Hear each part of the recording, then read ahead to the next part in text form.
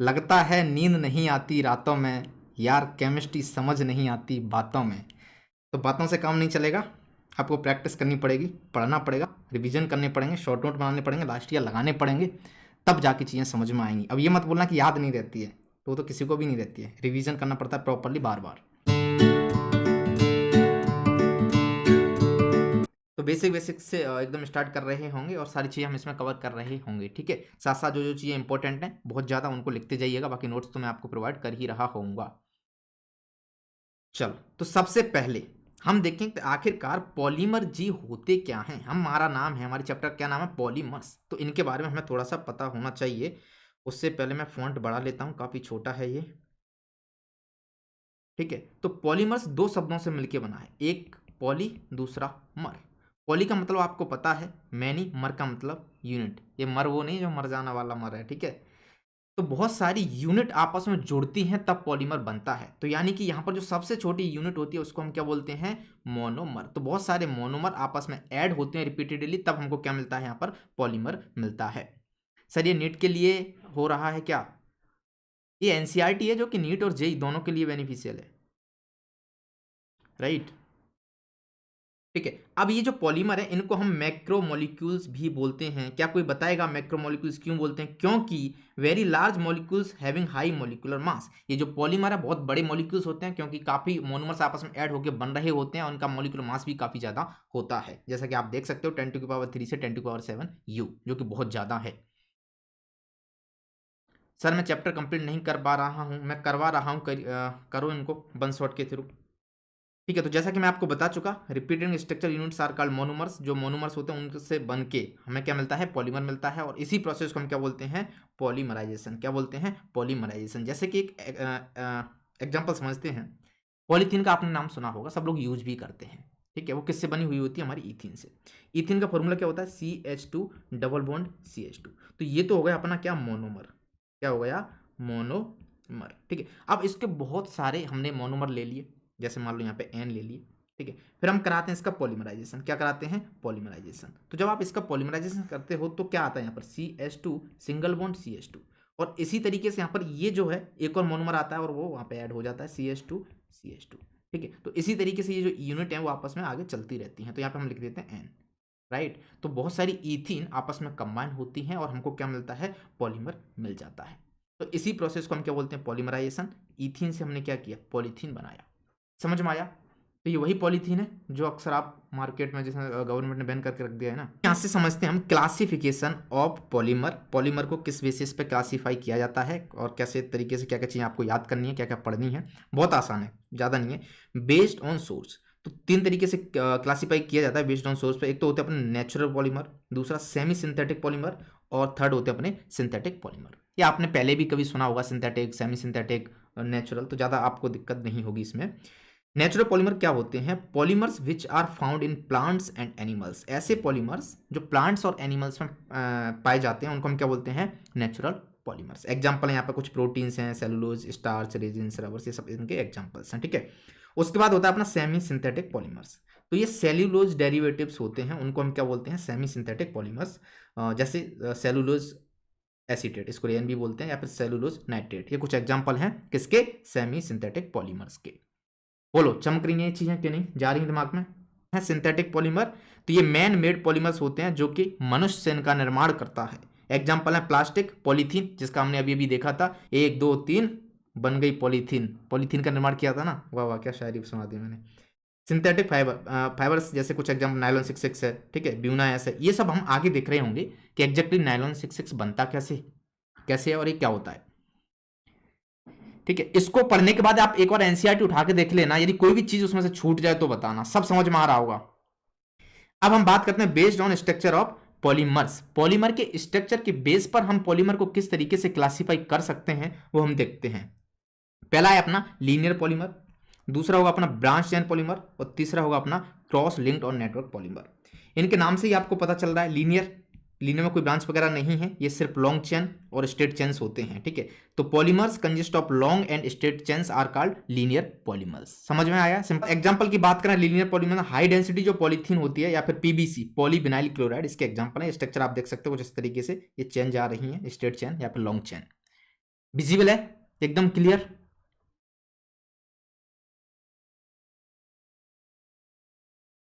उसके बाद branch chain polymers, इसमें क्या होता है, these polymers contain linear chains having some branch. तो लीनियर चेन होती है, पर कुछ कुछ ब्रांचेस भी यहाँ पे हो रही होती हैं, इसको हम क्या बोलते हैं, ब्रांच चेन पॉलीमर्स। एग्जांपल है इसके लो डेंसिटी पॉलीथीन। ये हम देखेंगे प्रॉपर कि लो डेंसिटी पॉलीथीन क्या होती है और हाई डेंसिटी पॉलीथीन क्या होती है।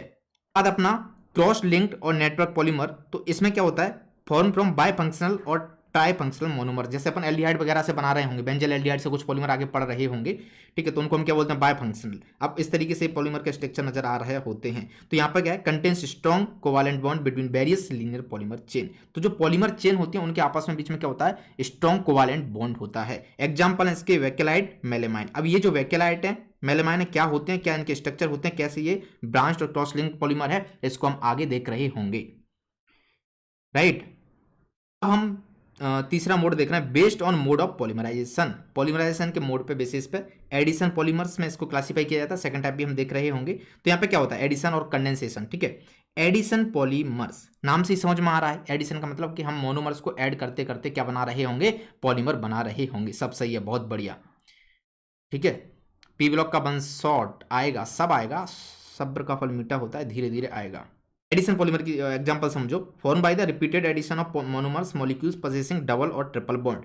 जैसे कि हमने एक एग्जांपल लिया था CH2 डबल बॉन्ड CH2, दुनिया इसको क्या बुलाती है, इथीन। तो आज से आपको भी पता है ये इथीन है। जब इथीन आपस में कंबाइन होते हैं, पॉलीमर बनाते हैं, तो क्या होता है, बेसिकली एडिशन ही तो होता है कि एक इथीन का मॉलिक्यूल ये है, ठीक है, ये दूसरे इथीन के साथ कंबाइन होगा, दूसरा इथीन ले लो, तो यहाँ पे क्या हो रहा होता है, ये सिंगल बॉन्ड आ जाता है। यहाँ पर ये सिंगल बॉन्ड तो आया ही नहीं,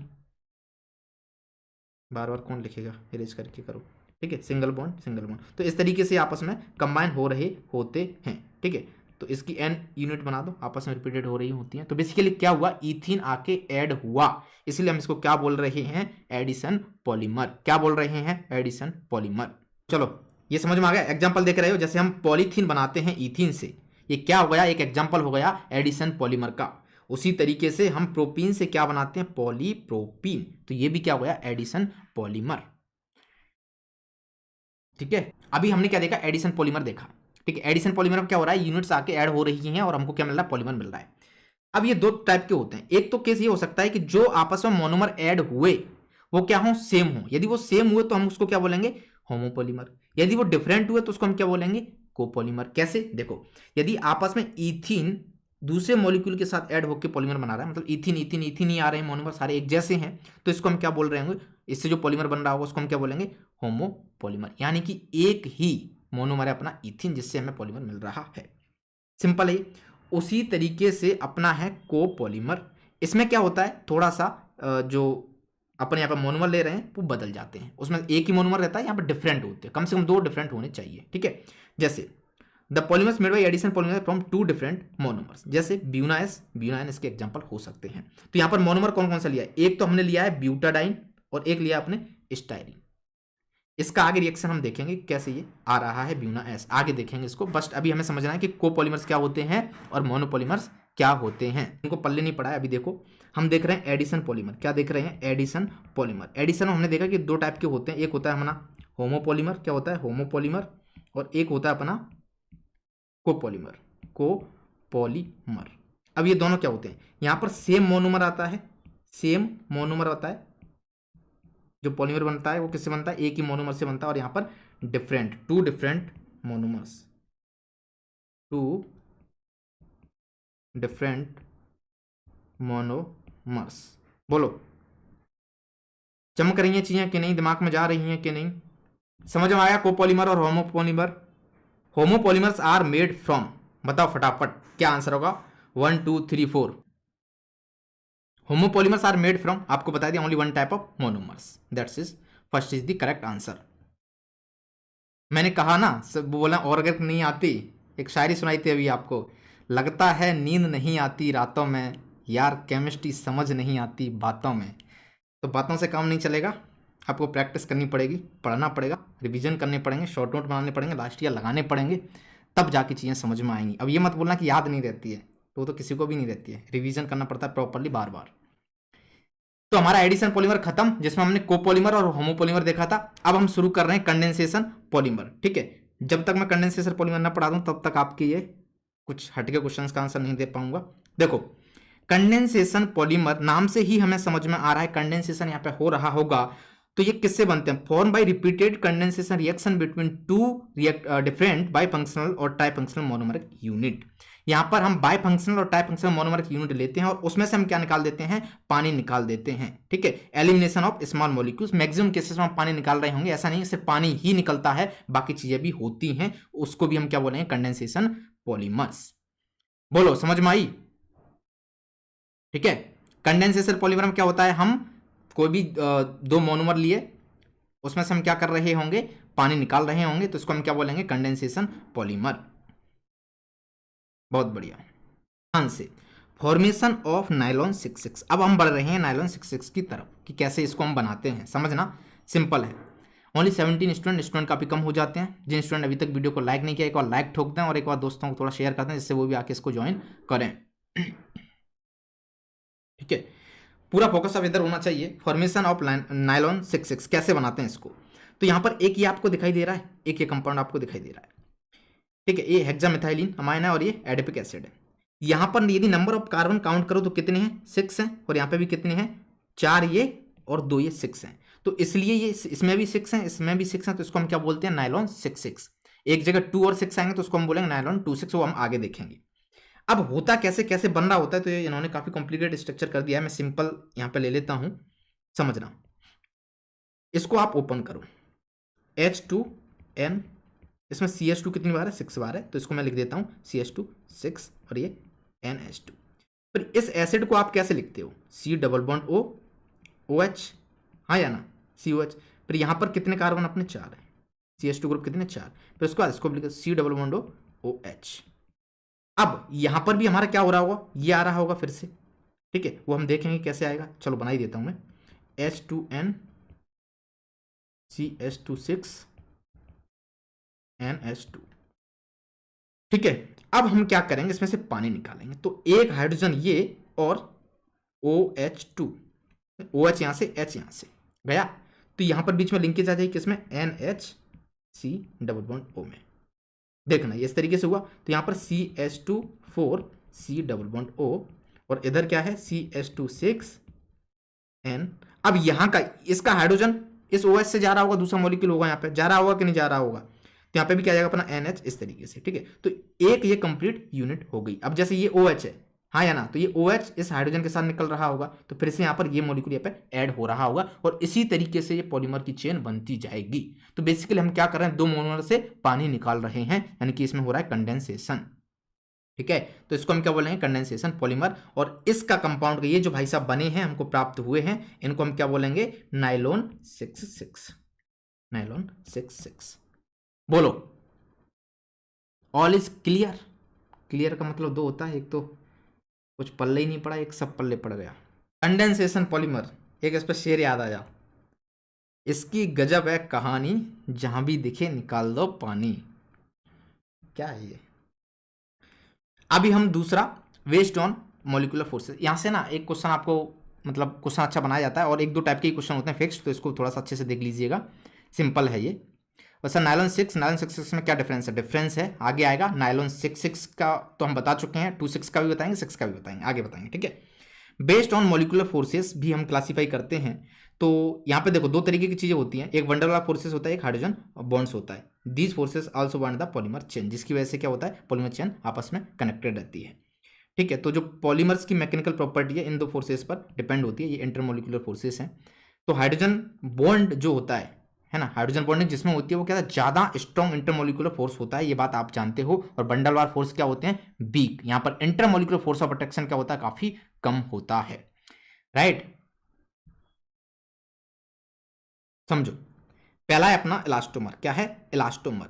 इलास्टोमर यानी कि रबर, आप जानते हो रबर आपने देखी होगी, सॉलिड होता है बट उसमें इलास्टिक प्रॉपर्टी होता है, आप ऐसे खींचो तो वापस आ जाती है, तो इसको हम क्या बोलते हैं? इलास्टोमर। तो जो भी पॉलीमर्स होते हैं इलास्टोमर, आपको पता है इलास्टिक इसमें प्रॉपर्टीज होती हैं और ये वीकेस्ट इंटरमोलिकुलर फोर्सेस से आपस में बंधी हुई होती हैं। इसमें फोर्स ऑफ इंटरेक्शन कितना होता है? कम होता है, वीकेस्ट इंटरमोलिकुलर फोर्स, उनको हम क्या बोलते हैं? इलास्टोमर्स। ठीक है, तो इस वजह से हम क्या कर सकते हैं? जो रबड़ है उसको खींच सकते एग्जाम्पल है इसके इलास्टोमर के buna S, buna N, neoprene. ये एग्जाम्पल आपको पता होना चाहिए किसके, इलास्टोमर के। अब ये क्या होते हैं, सारी चीज हम पॉलीमर आगे पढ़ रहे होंगे। तो यहाँ पे नियोप्रीन का इन्होंने स्ट्रक्चर बना दिया, इसको आप देख सकते हो।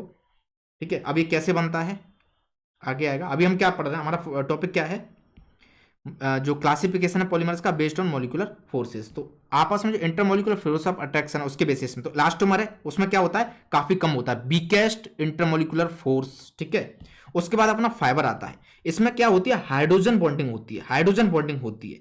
तो this lead to close packaging of chains and thus impact crystalline nature. अब आपको पता है hydrogen bonding strong intermolecular force of attraction होता है। तो सबसे ज्यादा किसमें हो गया, अपना फाइबर में हो गया। फोर्स ऑफ अट्रैक्शन किसमें ज्यादा हो गया, फाइबर में हो गया। अभी क्लियर है क्या, तो आपको समझ में आ गया फाइबर में क्या होता है, हाइड्रोजन बॉन्डिंग होती है और स्ट्रॉन्ग होता है इंटरमोलिकुलर फोर्स ऑफ अट्रैक्शन। तो यहाँ पे एग्जांपल क्या है अपना, पॉलीअमाइड्स जैसे नायलॉन 6 और भी है टेरिलीन जिसको हम पॉलिस्टर भी बोलते हैं। परफेक्ट सर, बहुत बढ़िया। ठीक है, आगे बढ़ते हैं।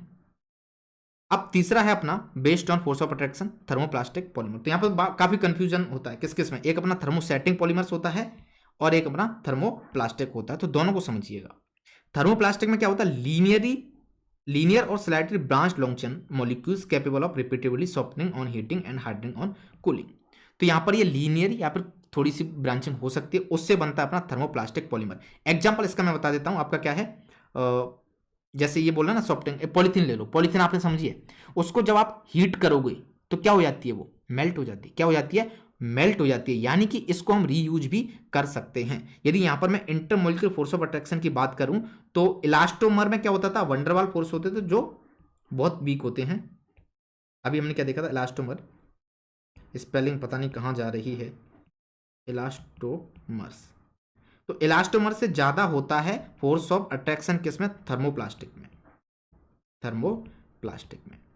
बट थर्मोप्लास्टिक में कम होता है किससे, फाइबर से, क्योंकि फाइबर्स में क्या हो रहा था, हाइड्रोजन बॉन्डिंग हो रही थी। बोलो समझ में आ गया। हाँ, थर्मोप्लास्टिक को रीसेप कर सकते हैं, रीयूज कर सकते हैं। जैसे पॉलीथीन है, मेटाल, हम बचपन में होते थे ना, पॉलीथीन जला देते थे कहीं, जैसे आपने गांव में देखा हो, जब आग जला के हम हाथ सेक रहे होते थे, हम पॉलीथीन डाली गोल गोल ऐसे बना लेते थे। तो आपने चेंज कर दिया ना पॉलीथीन का शेप, वो रहेगी तो पॉलीथीन ही। ठीक है, तो इसके एग्जाम्पल हैं जैसे पॉलीथीन है, पॉलीस्टाइरीन है, पॉलीविनाइल्स हैं, किसके एग्जाम्पल हैं, ये थर्मोप्लास्टिक के। बोलो समझ में आया, गया दिमाग में। अभी आपके सामने क्वेश्चन आया, थर्मोप्लास्टिक्स आर, बताओ थर्मोप्लास्टिक क्या होते हैं। थर्मोप्लास्टिक समझिए, एग्जाम्पल थर्मोप्लास्टिक मैंने आपको यहां बताया था क्या होते हैं, लीनियर या फिर थोड़ी सी उसमें ब्रांचिंग होती है। तो यहां पे पूछा है थर्मोप्लास्टिक्स आर क्या लीनियर होते हैं, हाँ लीनियर पॉलीमर होते हैं। दूसरा ये क्या रहता है, सॉफ्टनिंग, यदि आप इसको हीट करते हो, गर्म करते हो, जैसे आपने पॉलीथीन का एग्जांपल ले लिया, तो उससे आपको समझ में आ रहा है सॉफ्टन हो जाते हैं या फिर मेल्ट हो जाते हैं हीटिंग पे, तो दूसरा भी होगा। यदि आपको ये दो समझ में आ रहा है तो फोर्थ पे आप मार्क कर ही सकते हो ऑल ऑफ द अबव, यदि इसके बारे में नहीं पता है तो। ठीक है, तो molten polymer can be moulded in desired shape. तो ये जो आपने पिघला के पॉलीथीन यानी कि जो पन्नी होती है, शुद्ध भाषा में बोले, उसको पिघला के आप किसी भी शेप में डाल सकते हो कि नहीं डाल सकते हो, समझ आएगा ना। बहुत सारी प्लास्टिक होते हैं जिनके शेप चेंज किए जाते हैं, तो वो सारे एग्जाम्पल किसके हैं, दो तरह की प्लास्टिक होती हैं जिनके शेप हम उनको मतलब हीट करेंगे, मेल्ट हो जाएंगे, शेप चेंज कर सकते हैं, रीयूज कर सकते हैं। और एक प्लास्टिक ऐसी होती है जो मेल्ट नहीं होते, बड़ा ब्रेक हो जाते हैं, समझ रहे। तो थर्मोप्लास्टिक आपको समझ में आ गई क्या होते हैं। उसके बाद है अपना थर्मोसेटिंग प्लास्टिक। ये थोड़ा सा डिफरेंस है किससे, थर्मोप्लास्टिक से। कैसे, वो लीनियर था थर्मोप्लास्टिक, ये क्या है, क्रॉस लिंक्ड है या फिर बहुत ज्यादा इसमें ब्रांचिंग होती है। दूसरा, इसको हम रीयूज नहीं कर सकते, क्या नहीं कर सकते, रीयूज नहीं कर सकते हैं। इसके एग्जांपल हैं बेकेलाइट या फिर यूरिया फॉर्मेल्डिहाइड रेजिन। और एक इसका शानदार एग्जांपल देता हूं मैं, घर में जो स्विच होते हैं ना, स्विच आपने देखे होंगे बट कट कट कट, तो उस पर हथौड़ा मारो बट ब्रेक हो जाते हैं, वो क्या हो जाता है, ब्रेक। अब हम उसको रीयूज नहीं कर सकते, तो बट पॉलीथीन है, हथौड़ा मारो कुछ मारो तो क्या ही है, उसको मेल्ट वेल्ट करके कुछ भी शेप में डाला जा सकता है। ठीक है, रियल लाइफ एग्जांपल मैंने दे दिया इसका थर्मोसेटिंग का। ठीक है, थर्मोप्लास्टिक पॉलीथीन जिसको मेल्ट किया जा सकता है, जो लीनियर होती है, जिसको रीयूज किया जा सकता है। थर्मोप्लास्टिक जिसको रीयूज नहीं किया जा सकता है, ये इसमें जो क्रॉस लिंक होती है, एग्जांपल अपन देख सकते हो बेकेलाइट। ठीक है, तो प्लास्टिक के जो स्विचेस वगैरह होते हैं वो इनके एग्जांपल हो सकते हैं।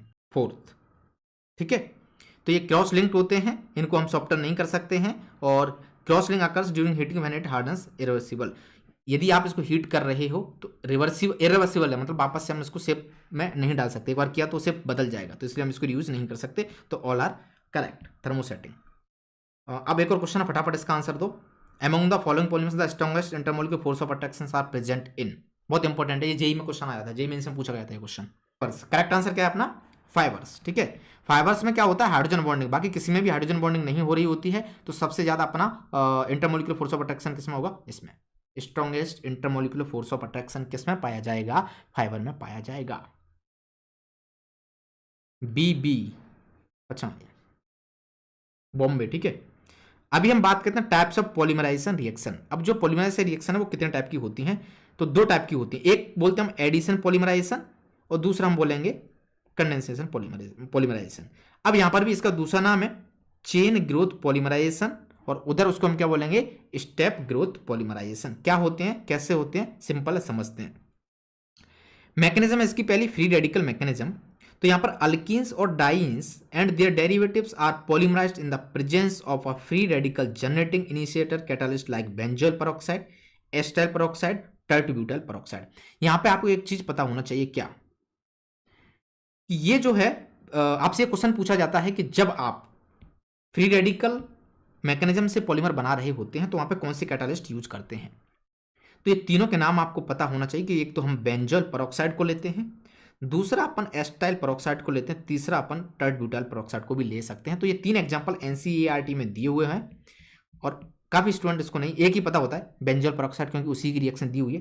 बट इन दोनों को छोड़ना मत, अदरवाइज इनके साथ ये अन्याय है, कहीं गलती से एग्जामिनर ने ये पूछ लिया तो हो सकता है ये गलत हो जाए।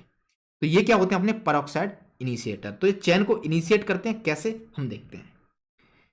पहला स्टेप होगा अपना चेन इनिशिएशन स्टेप। तो यहां पर क्या होगा, जो बेंजोइल पेरोक्साइड है वो क्या करेगा? चेन की शुरुआत करेगा। कैसे? तो ये पेरोक्साइड लिंकेज आपको पता है ना, ओ डबल बॉन्ड ओ, इसको हम क्या बोलते हैं? Peroxide linkage. ये जो है इसको हम क्या बोलते हैं?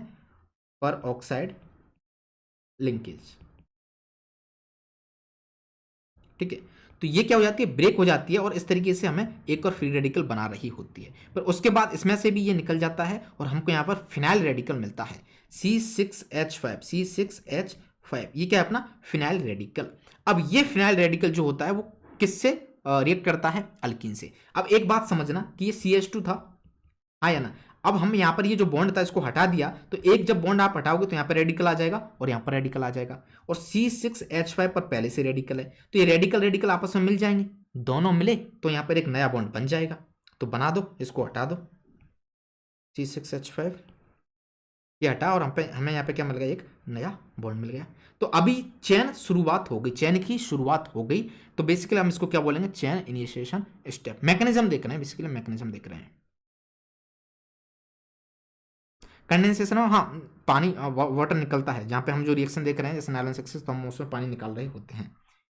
अब जब हमने इसको बना लिया है, चेन शुरुआत हो गई है, तो सेकंड स्टेप आता है कि चेन को अब हम आगे बढ़ाएं, तो इसको हम बोलते हैं चेन प्रोपेगेटिंग स्टेप। आपको पता है ना प्रोपेगेशन का मतलब? ठीक है, आगे बढ़ना। तो उसी तरीके से हमारे पास क्या था? ये था। अब ये फर्दर कंबाइन होता है किसके साथ? अल्कीन के साथ। तो ये जो सिंगल बॉन्ड है तोड़ दो एक, तो यहाँ पर रेडिकल आएगा, यहाँ पर रेडिकल आएगा, ये दोनों आपस में कंबाइन होंगे और यहाँ पर एक बॉन्ड बना देंगे। तो ये बॉन्ड हमको फिर से मिल गया। अब ये जो है फिर से कंबाइन होगा, CH2 डबल बॉन्ड CH2, तो इसको तोड़ो, यहाँ पर रेडिकल, यहाँ पर रेडिकल, तो ये कंबाइन हो जाएगा इस तरीके से। तो फिर से इस तरीके से चेन बढ़ती जा रही। तो आप देख रहे हो CH2N, तो ये जो अल्किन का जो ग्रुप था वो बार बार यहाँ पर आ रहा है और चेन हमारी लंबी चलती जा रही है। तो यहाँ पर क्या हुआ? Chain propagating step. अब एक बात बताओ, ऐसे तो ये चेन चलती रहेगी, ठीक है, तो कहीं ना कहीं तो इसको हमें रोकना है। हमको क्या चाहिए? पॉलीमर चाहिए। अब ऐसा तो नहीं बनता जाए, बड़ा बड़ा होता जाए, तो हम यहाँ पे थर्ड स्टेप यूज करते हैं जिसको हम बोलते हैं चेन टर्मिनेशन स्टेप।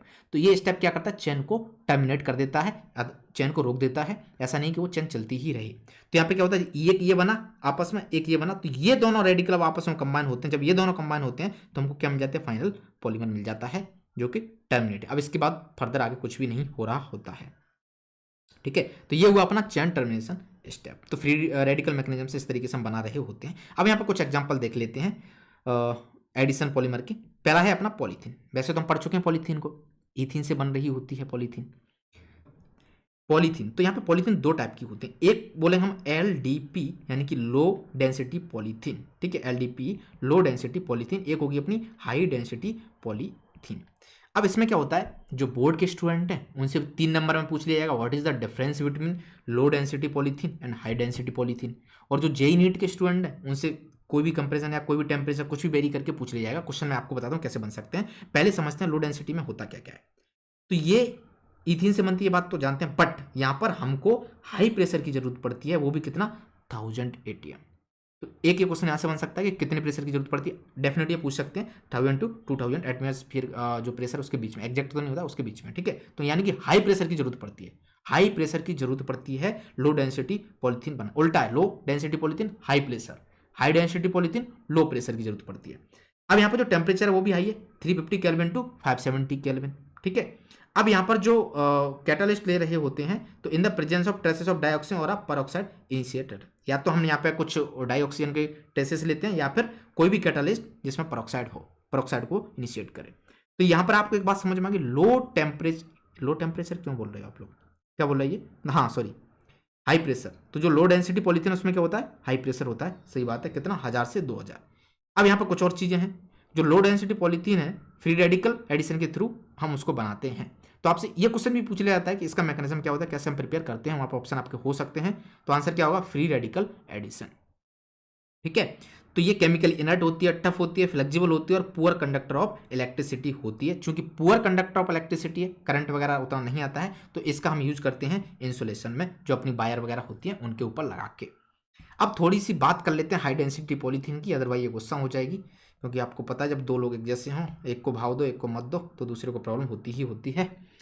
चलो, फॉर्म बाई एडिशन पॉलीमराइजेशन, ये किससे बन रहा है, एडिशन पॉलीमराइजेशन से बन रहा है इथीन के in a hydrocarbon solvent in the presence of a catalyst such as triethyl aluminium and titanium tetrachloride. इसको हम क्या बोलते हैं, जिगलर नाटा कैटालिस्ट। अब ये क्वेश्चन आपसे पूछ लिया जाता है कि ये जो हाई डेंसिटी पॉलीथीन है, इसमें हम कौन सा कैटालिस्ट यूज कर रहे हैं, तो इसका नाम है जिगलर नाटा कैटालिस्ट। क्या नाम है, जिगलर नाटा कैटालिस्ट, ठीक है। इसके ऊपर कुछ लिखा था मैंने, मोहल्ले में कोई रहता है उदास, जिगलर नाटा है बहुत खास। तो समझ में आ गया, इसमें क्या ले रहे हैं, जिगलर नाटा, और उसमें क्या ले रहे थे हम, परऑक्साइड। अब यहाँ पर जो टेम्परेचर है वो 33 केल्विन से 343 केल्विन रहता है, प्रेशर बहुत कम होता है, 6 to 7 एटीएम। तो ये थोड़ा सा डिफरेंस हो गया, आपको पता है कैटालिस्ट डिफरेंस आ गया, बनाते कैसे वो आपको पता चल गया, प्रेशर यहाँ पर कम है वहाँ पर ज़्यादा है। तो ये डिफरेंस आपसे 3 या 4 नंबर में पूछ लिया जाए तो आपको करके आना है, नाक मत कटवा देना मेरी। बोलोगे किसने पढ़ाया केमिस्ट्री, सिंह साहब ने पढ़ाया, तब भी क्वेश्चन नहीं बना आपसे। हाई डेंसिटी पॉलीथीन, तो ये लीनियर मॉलिक्यूल होते हैं, इसमें ये भी केमिकल इनर्ट होते हैं, इसकी डेंसिटी ज़्यादा होती है और ये बहुत ज़्यादा टफ और हार्ड रहते हैं as compare to low density. इनका जो डस्टबिन है ना, बकेट वगैरह, बोतल वगैरह, पाइप वगैरह, उसमें हम इसको यूज करते हैं। चलो नेक्स्ट अपना टेफ्लॉन। टेफ्लॉन का जो फुल फॉर्म है पूछ लिया जाता है कभी कभी कि कौन सा मोनोमर यहाँ पे यूज किया जाता है।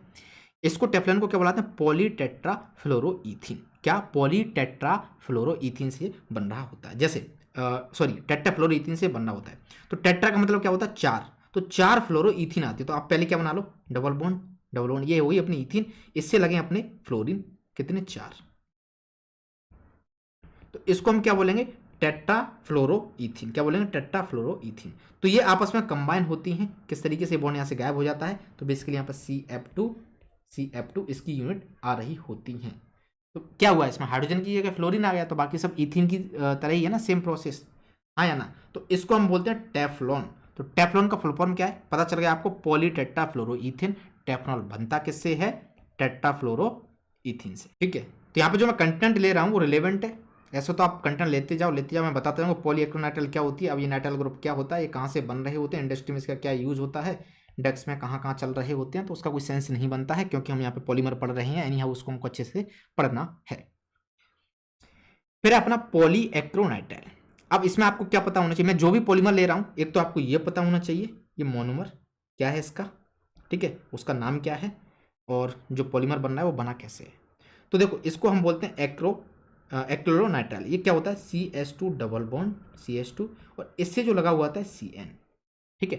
तो बनाएंगे कैसे, सेम प्रोसेस, यहाँ पे सिंगल बॉन्ड, यहाँ पर बॉन्ड बना दो, तो ये हो जाएगी अपनी रिपीटेड यूनिट। तो इसको हम क्या बोलेंगे, पॉलीएक्लोरोनाइट्राइल, ठीक है। शॉर्ट फॉर्म में कभी कभी आपको ये PAN भी दिखने को मिल जाएगा, तो पॉलीएक्लोरोनाइट्राइल, समझ में आ गया।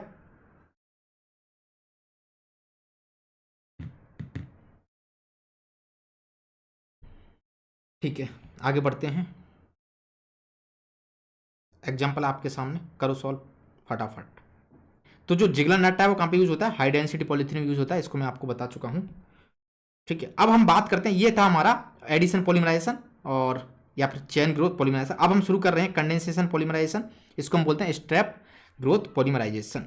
ठीक है, तो यहाँ पर क्या है, कंडेंसेशन हो रहा होता है काफ़ी ज़्यादा, दो कोई भी मोनोमर है उसके बीच से हम पानी निकाल रहे होते हैं या फिर कुछ और चीज़ें निकाल रहे होते हैं, इसको हम क्या बोलते हैं, कंडेंसेशन। कैसे क्या होता है समझते हैं एक एग्जाम्पल से। नायलॉन 66 का तो हम देख चुके हैं। अभी हम बात करते हैं यहाँ पे फॉर्मेशन ऑफ टेरिलीन या फिर डेक्ट्रॉन। कंफ्यूज मत होना, डेक्ट्रॉन को ही क्या बोलते हैं, टेरिलीन। क्या बोलते हैं, टेरिलीन। ठीक है, ये नाम दो काफ़ी कंफ्यूज करते हैं और कभी कभी पूछ लिया जाता है। ठीक है, समझना सिंपल है क्या, कि यहाँ पर हमने लिया इथाइलिन ग्लाइकोल। आपको पता है ये CH2 इस तरीके से, यदि मैं इस स्ट्रक्चर को लिखूँ OH OH, तो इसको क्या बुलाते थे हम, इथाइलिन ग्लाइकोल बुलाते थे, हाँ या ना, बुलाते थे कि नहीं बुलाते थे। अब क्या करा रहे हैं हम, इसकी रिएक्शन कराते हैं इससे टेप्थैलिक एसिड, यानी कि बेंजीन पर आमने सामने पैरा पोजिशन पर क्या है, COH ग्रुप, इसको क्या बोलते हैं, टेप्थैलिक एसिड। अब होता क्या है, देखो समझना सिंपल है क्या, कि इसको इस तरीके से लिख दो CH2 यहाँ पर अपना OH, यहाँ पर अपना OH, और इसको लिख दो इस तरीके से C double bond O OH, और इधर ये अपना फिनाइल मतलब benzene C double bond O OH। तो यहाँ से क्या निकाल दो, पानी निकाल दो। तो जब यहाँ से पानी निकल रहा है तो ऑफकोर्स ये OH भी किसी के साथ पानी निकाल रहा होगा, जैसे ये है तो ये भी पानी निकाल रहा होगा, हाँ या ना, ये उस OH के साथ, एसिड के साथ। तो यहाँ से जो हमको स्ट्रक्चर मिलेगा वो क्या मिलेगा, ध्यान से देखो, O CH2 CH2 और यहाँ पर H2 चला गया है। अच्छा, ये OH ये वाला जाएगा, ये सिर्फ यहाँ पर O बचेगा, तो O C double bond O, ये बेंजीन है, टेढ़ी मेढ़ी बन गई है बट काम चला लेना। तो इस स्ट्रक्चर को आप सही से बना पाओगे, सिंपल है, बस सिर्फ क्या गया, आपने पानी निकालना है, तो आप इस तरीके से पानी निकालते जाओ। तो N मोल, तो इसको हम क्या बोलते हैं, टेरिलीन या फिर डेक्ट्रॉन। इसमें कुछ गलती सी हो रही है मुझे। तो टेरिलीन आपको समझ में आया, टेरिलीन और डेक्ट्रॉन किससे बन रहा होता है, इथाइलिन ग्लाइकोल या फिर टेप्थैलिक एसिड से। तो स्ट्रक्चर आपको कैसे बताना है, उसमें से पानी निकाल सकते कुछ और। हम कंडेंसेशन जो पॉलीमराइजेशन उसके एग्जांपल देखते हैं। तो ये सबसे पहला पॉलीअमाइड्स, इनको हम जनरली नायलॉन्स भी बोल सकते हैं, एग्जांपल नायलॉन 6 नायलॉन 66। तो इसका जो मेथड है वो क्या होता है, कंडेंसेशन पॉलीमराइजेशन, ये डायमाइंस विथ डाइकार्बोक्सिलिक एसिड। तो जो अमीन्स होती हैं और अपने पास क्या होता है, कार्बोक्सिलिक एसिड हो रही होती हैं, उसमें से हम पानी निकाल रहे होते हैं। तो ये क्या होता है, पॉलीअमाइड्स। तो ये एग्जांपल जो नायलॉन 66 का है हम पहले देख चुके हैं, प्रिपरेशन ऑफ नायलॉन्स। तो पहला एग्जांपल अपना नायलॉन 66। तो यहाँ पर आप देख रहे हैं एडिपिक एसिड है और ये हेक्सामेथाइलिन, ठीक है, डायमाइन। तो यहाँ पे क्या करते हैं, ये OH और ये H यहाँ से चला जाता है, तो ये OH और H यहाँ से जा रहा होता है, ये H और OH वहाँ से जा रहा होता है, तो इसके लिए हम पानी निकाल रहे हैं। तो आपस में कंबाइन हो जाता है इस तरीके से, तो हमको क्या मिल जाता है यहाँ पे, नायलॉन 66। तो इसका स्ट्रक्चर बना के भी मैंने आपको बता दिया था। तो ये प्रिपरेशन हो गई किसकी, नायलॉन 66 की, नायलॉन 6। अब ये मैंने आपको नहीं बताया, इसका स्ट्रक्चर इंपॉर्टेंट है। तो ये कैप्रोलैक्टम से बनता है, जब आप इसको हीट करते हो 533 से 543 केल्विन और पानी डाल देते हो तो हमको क्या मिलता है, नायलॉन 6 मिलता है। समझना, इसके स्ट्रक्चर को देखना, बेंजीन नहीं है ये, इसमें 6 कार्बन होते हैं, 1 2 3 4 5, और यहाँ पर होता है C डबल बॉन्ड ग्रुप, और यहाँ नाइट्रोजन आ रहा होता है। तो ये कितने मेंबर रिंग है, 7 मेंबर रिंग है, बट इसमें 6 कार्बन और 1 नाइट्रोजन होता है। ठीक है, हाइड्रोजन आप लगा लेना जितने भी, 2 हाइड्रोजन सब जगह। तो इसको हम क्या बोलते हैं, कैप्रोलैक्टम। तो कैप्रोलैक्टम को जब आप हीट कर देते हो तो इस तरीके से हमको क्या मिल जाता है, ब्रेक होता है यहाँ से C डबल बॉन्ड NH। तो इसकी रिपीटेड यूनिट ऐड होती जाती है, इसको हम क्या बोलते हैं, नायलॉन 6। अगेन 6 क्यों बोल रही हैं, क्योंकि यहाँ पे 6 कार्बन है।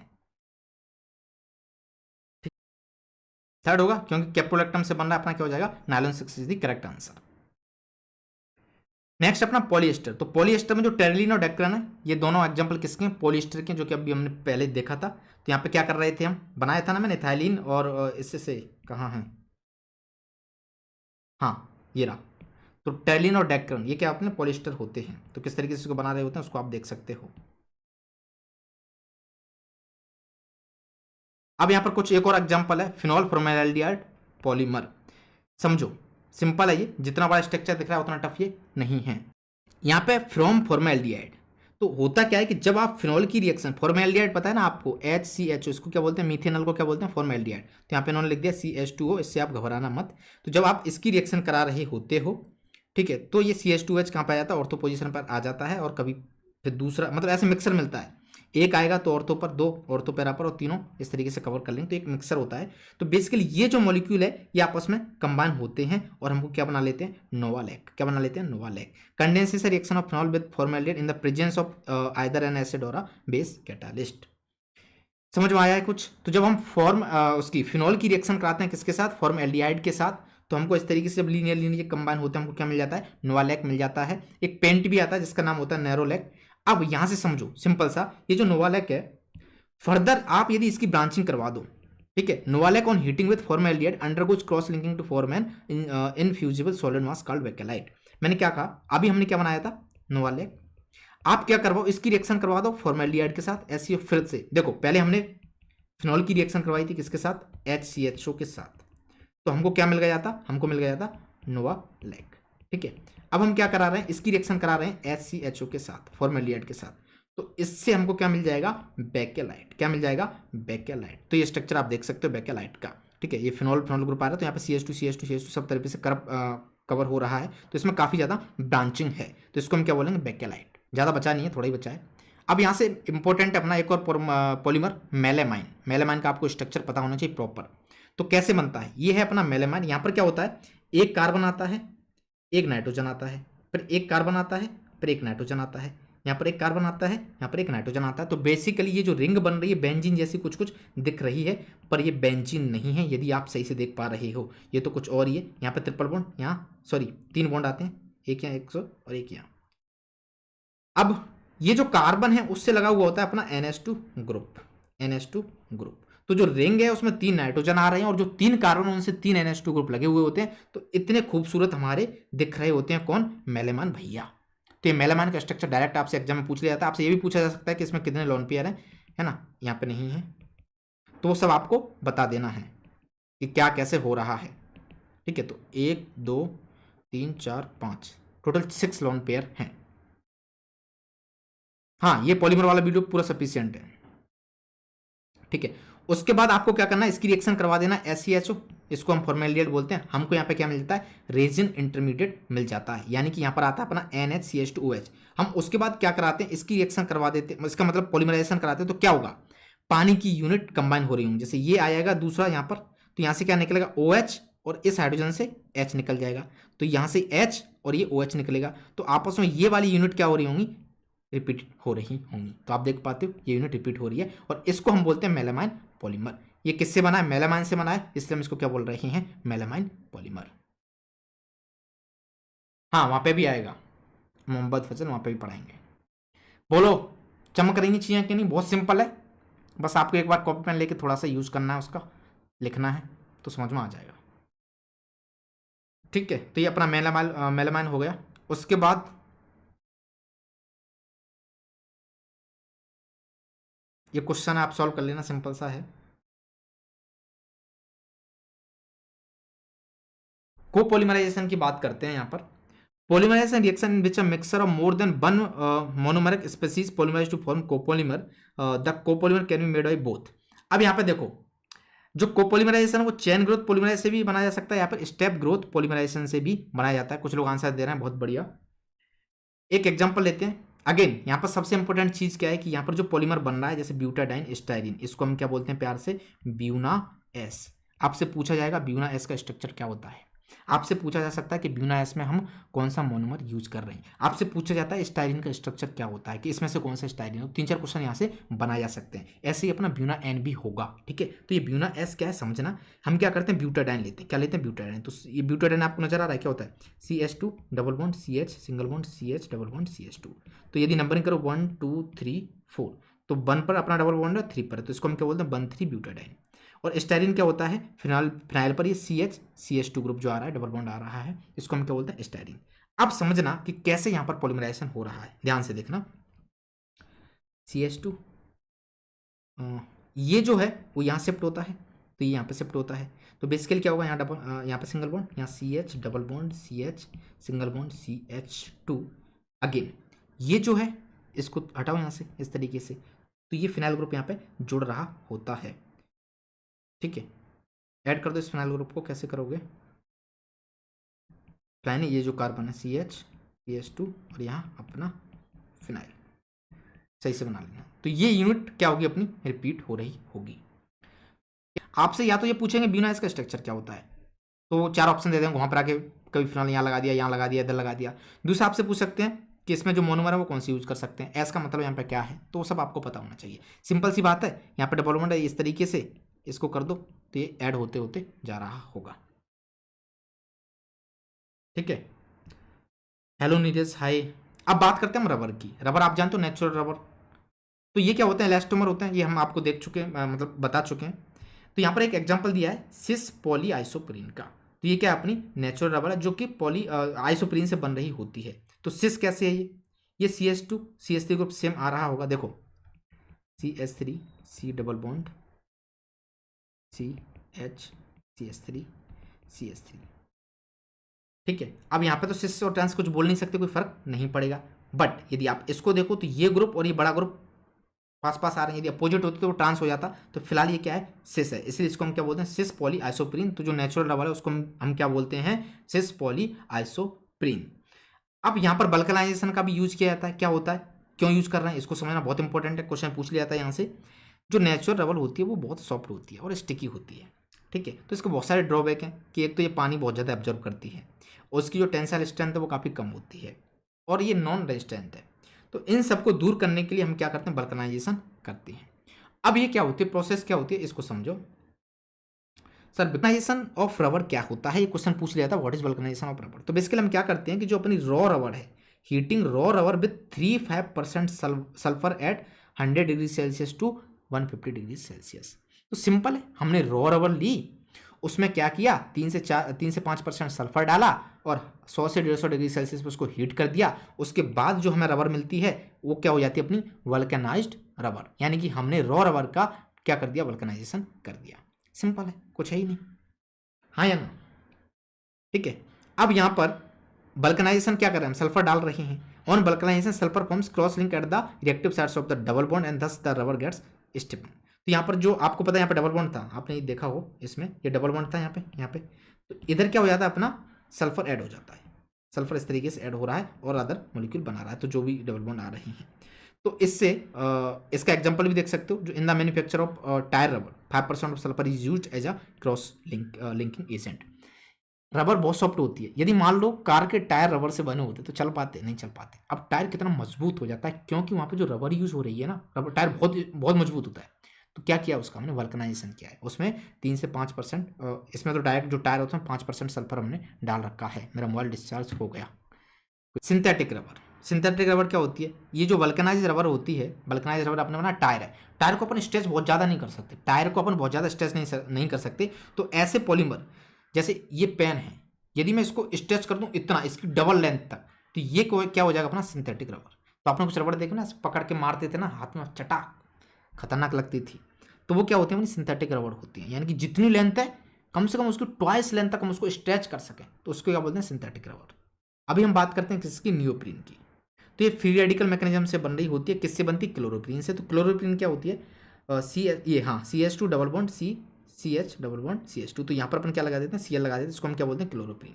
ठीक है, तो अब क्या हो रहा होगा, ये डबल बॉन्ड इधर माइग्रेट करेगा तो इधर करेगा, तो बीच में डबल बॉन्ड आ गया, इधर ये चेन रिपीट हो रही होगी इस तरीके से।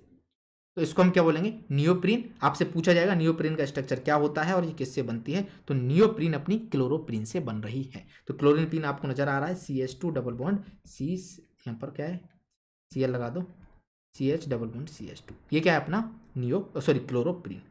अब यहाँ पे यूनिट कैसे बनती है, ये यहाँ जाएगा, ये यहाँ जाएगा, तो बेसिकली यहाँ पर CH2 CCl double bond CH2, इस तरीके से यूनिट रिपीट हो रही होगी, और इसको हम क्या बोलेंगे, नियोप्रीन।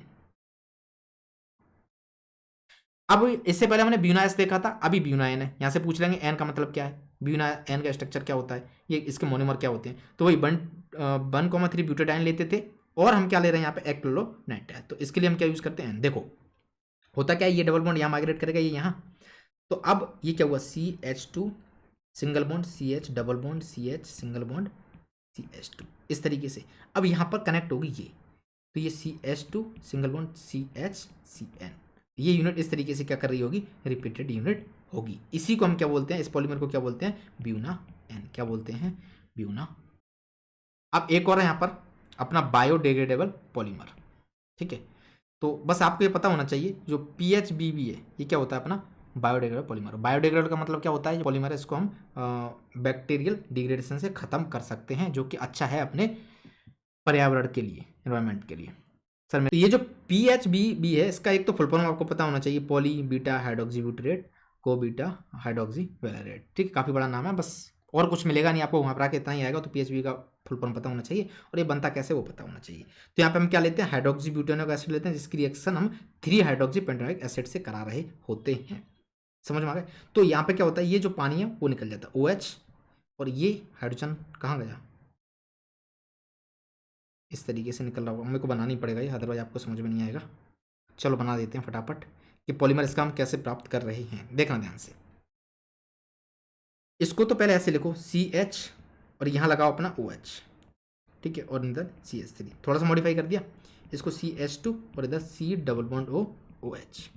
अब इसको भी मॉडिफाई कर दो, OH यहाँ पे लिख दो, जिस CH से लगाए। अब इस CH से इथाइल ग्रुप लगाए तो ये CH2 CH3 इथाइल ग्रुप। उसके बाद यहाँ पर CH2 C double bond OH। अब क्या करना है अपन को, पानी निकालना है। ठीक है, क्या करना है, पानी निकालना है। तो इसकी ऐसी है कहानी, जहाँ भी दिखे निकाल दो पानी। तो OH और H2 यहाँ से निकल गया, तो आपस में यहाँ पे सिंगल बॉन्ड आ जाएगा। उसी तरीके से ये भी निकल रहा होगा कहीं, और ये OH, हाँ C डबल बॉन्ड जो अपना एसिड है उससे OH जा रहा होगा और यहाँ से H जा रहा होगा। ठीक है, तो ये होगी अपनी क्या, रिपीटेटिव यूनिट। तो ये क्या हो गया अपना PHBB पॉलीमर, जो कि क्या है, बायोडिग्रेडेबल। बोलो समझ में आया, गया दिमाग में कि नहीं, या पूरा रिफ्लेक्ट होकर वापस आ गया। टन टन टन टन टन टन टन टन टन टन। अब यहां पर देखो नायलॉन, हमने क्या क्या देखा, नायलॉन 6 देखा, फिर नायलॉन 6 भी देख लिया।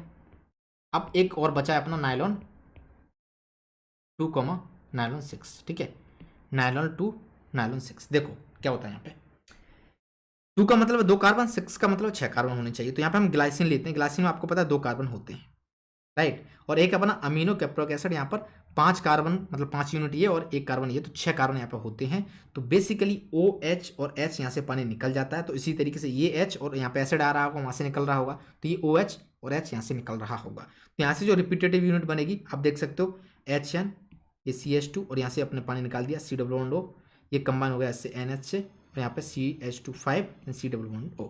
तो यहाँ पर देखो एक तो ये कार्बन 2 हैं और ये कार्बन कितने हैं, 6। तो इसलिए हम इसको क्या बोलते हैं, नायलॉन 2 नायलॉन 6। अच्छा, ये एनसीईआरटी में एक टेबल दी हुई है, तो यहाँ पर नेम ऑफ पॉलीमर दिया हुआ है, मोनोमर किस मोनोमर से बनता है, स्ट्रक्चर क्या होता है, इसके यूजेस क्या होते हैं, तो इसको आप पढ़ लेना है। जैसे पॉलीस्टाइरीन स्टाइरीन से बनता है, कुछ इस तरीके से इसका स्ट्रक्चर होता है, यूजेस होते हैं। PVC को हम पॉलीविनाइल क्लोराइड बनाते हैं, और ये विनाइल क्लोराइड से बनता है, इसका स्ट्रक्चर कुछ इस तरीके से होता है, यूजेस ये हैं।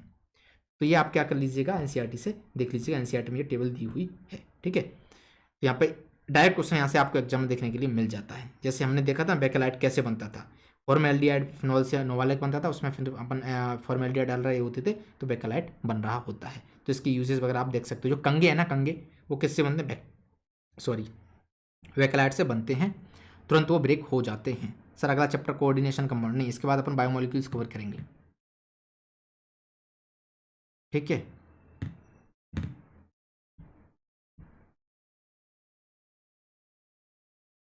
तो इस तरीके से अपना होता है खल्लास, क्या, पॉलीमर।